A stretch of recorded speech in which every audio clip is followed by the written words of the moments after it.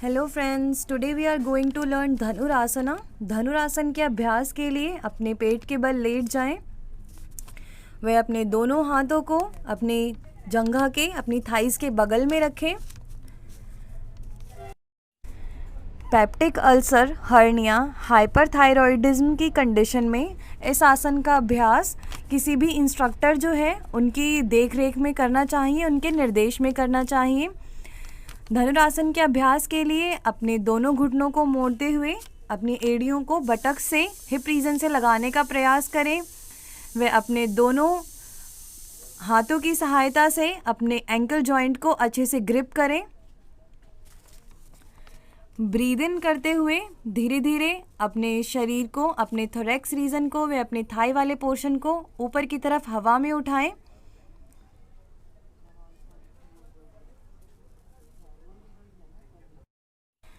ध्यान रहे आपके संपूर्ण शरीर का भार आपके नेवल वाले रीजन पर होना चाहिए।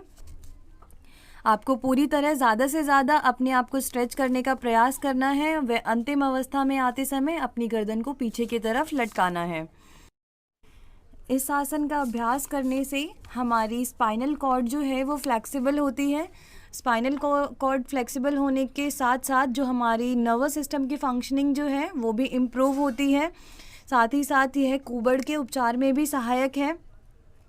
और बेसिकली ये स्लिप डिस्क, स्पॉन्डिलाइटिस और साइटिका की प्रॉब्लम में भी इस आसन को करने की सलाह दी जाती है। उसमें भी यह आसन जो है बहुत ज़्यादा हेल्पफुल पाया गया है।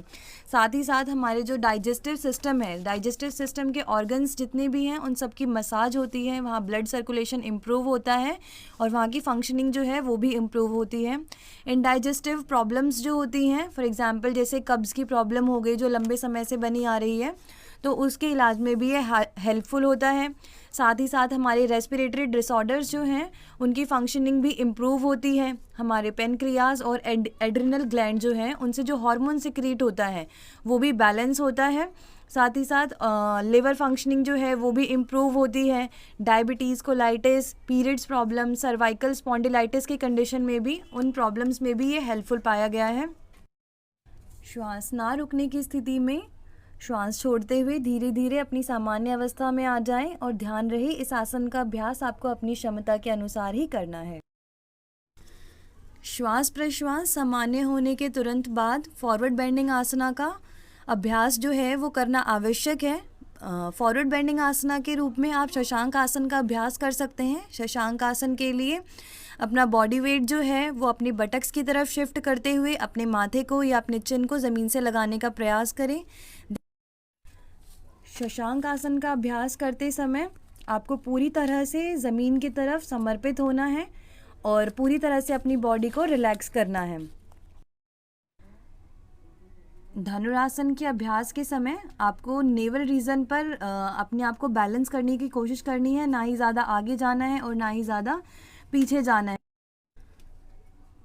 आसन को रोकने की अवस्था में आप सामान्य श्वास प्रश्वास जो है उसको फॉलो कर सकते हैं या अपनी क्षमता अनुसार कुछ क्षण के लिए रोक भी सकते हैं।